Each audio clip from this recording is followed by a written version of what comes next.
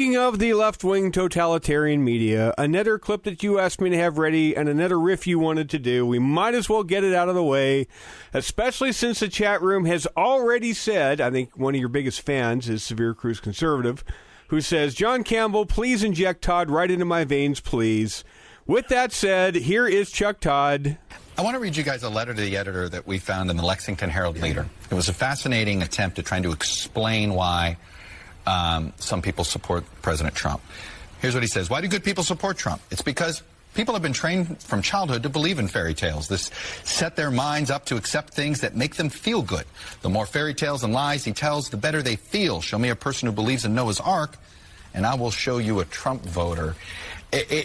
Look, this gets at something, Dean, that my executive producer likes to say is, hey, voters want to be lied to sometimes. They don't always love being told hard truths. John Campbell, go. Yeah, that is right up there with deplorables. That is right up there with leaning on their religion and their guns. That is right up there. Noah's Ark, and fairy tales. So every Christian and every Jew in the world... By the way, you know what Chuck Todd is? He's Jewish. He takes off the end of the year for High Holy Days.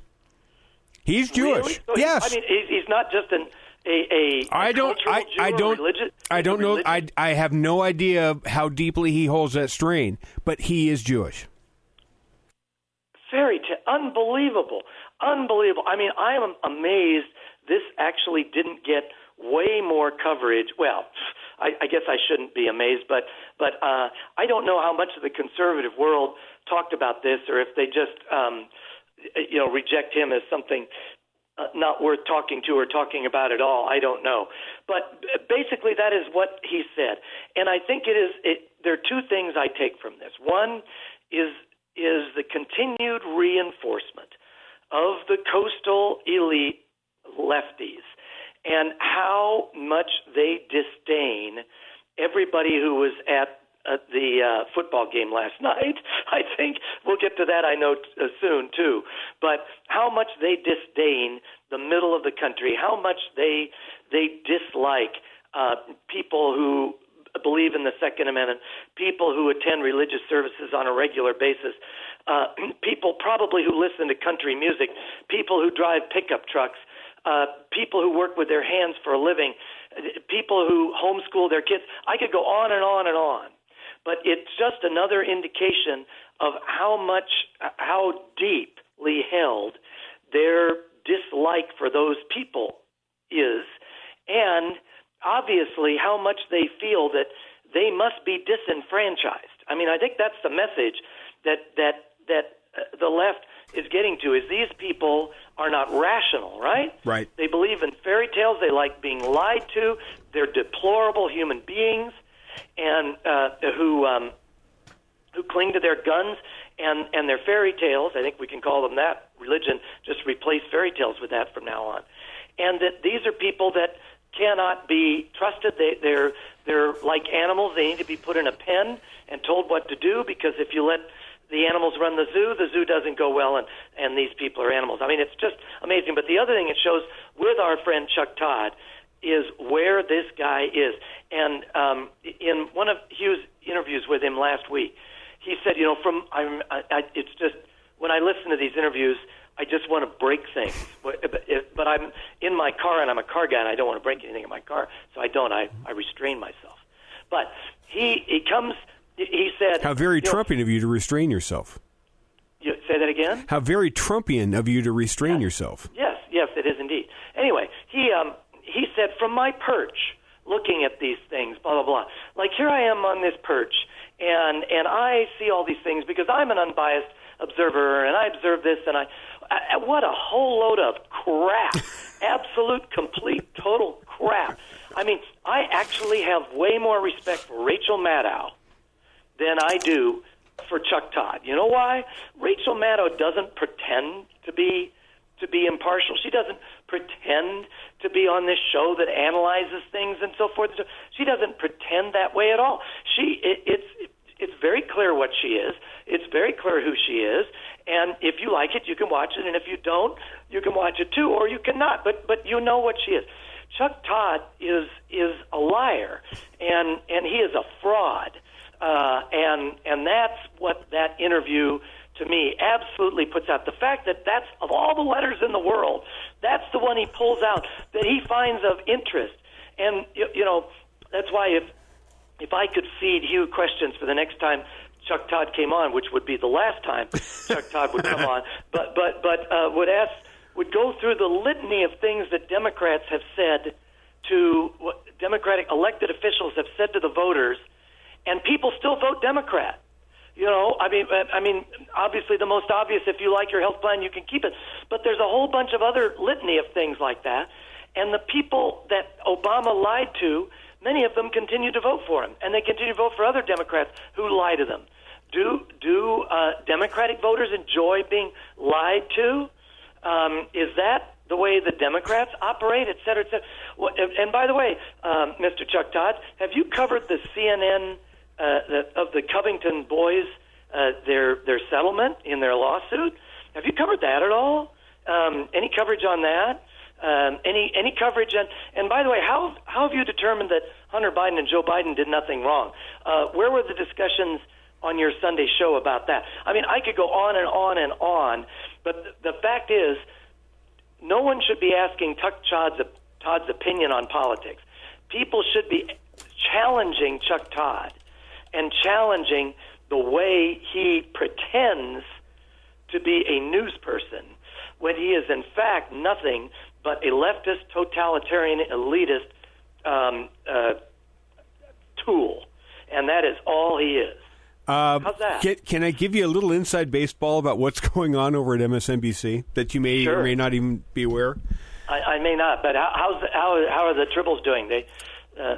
My guess is I have some agreement. You have some agreement, except they didn't appreciate the kudos to Rachel Maddow. Okay, all right. Understand. There's Whiskey Dale says Rachel Maddow is a handsome young man. Major Bob is like it's as if John Campbell is reading my chats. So here's. Where did I hear today? Some university now say Rachel Maddow is a handsome young man.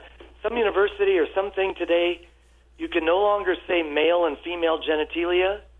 Apparently not. Yeah. It's now external and internal genitalia, because to say male and female would imply that you can't be female with external genitalia. You have to apparently talk about your body parts like you do your belly button. You either have an innie or an outie.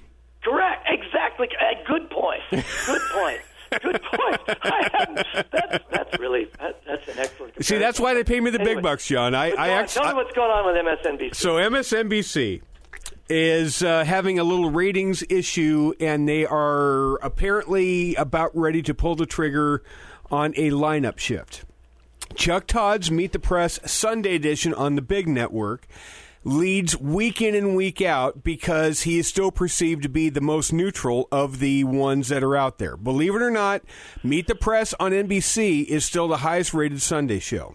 That's just because he's better at lying. That's what I'm saying is he's trying to program to the center of the country more on Sunday than he is on his Meet the Press Daily Show on MSNBC. To wit, the ratings for his Meet the Press Daily Show on MSNBC are in the toilet, to the point where they are talking about now shuffling him and burying him right after Morning Joe and shuffling the lineup around and possibly signing once his non-compete clause is up from Fox. They're going to bring in Shep Smith to do the afternoon show on MSNBC. And the reason for moving Chuck Todd is because on MSNBC, he is perceived to be not lefty enough, not sincerely lefty enough, because of his Sunday show being more straight up neutral and having voices like Hugh Hewitt on there. This is all from a Daily Beast article saying that even Andy Lack of MSNBC, who programs the channel, is in trouble because of graphic failures such as bringing on Greta Van Susteren and Hugh Hewitt. Now, Hugh Hewitt was brought on to do a half-hour throwaway show on a Saturday morning, half an hour, and it's still being talked about as one of the great debacles of all MSNBC time. Half an hour on a Sunday morning. Saturday morning, yeah. Saturday morning at like 5 a.m. Yes. At least in the West Coast. It was, I think, 8 a.m. in the East and yes. 5 a.m. in the West. Yes. Yeah. Which is it's the dead zone for cable news. Of course, yeah. So anyway, they're talking about moving around Chuck Todd, who isn't happy about having to shift his day part around, but they're talking about moving him around because the MSNBC Fever Swamp viewership doesn't think he's sincere enough as a lefty because he at least tries to aim more neutral on his Sunday show. Pretends. I'm just telling you. Okay. All right. Okay, well, that's interesting. Well, that's yeah. Interesting.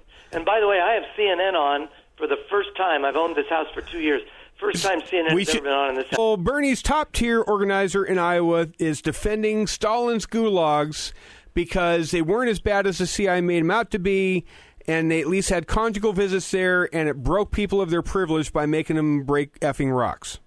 And notice he used the word re-education as a positive sure thing. Did. He sure said did. They're just re-education camps as a positive thing. That's where Chuck Todd wants to put all of us who believe in fairy tales and get us re-educated. Offered that did not justify the killing of Soleimani. John, what do you make of that? That was one of the more incredible things I've seen.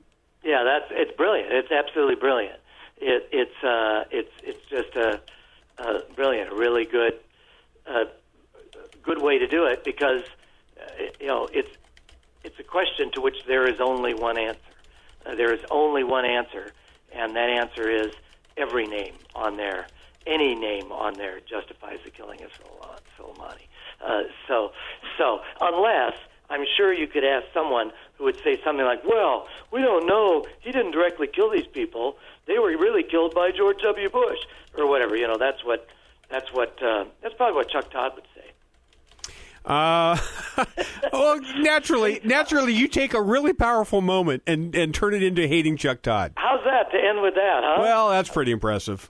All right. Anyway. Okay. We'll do this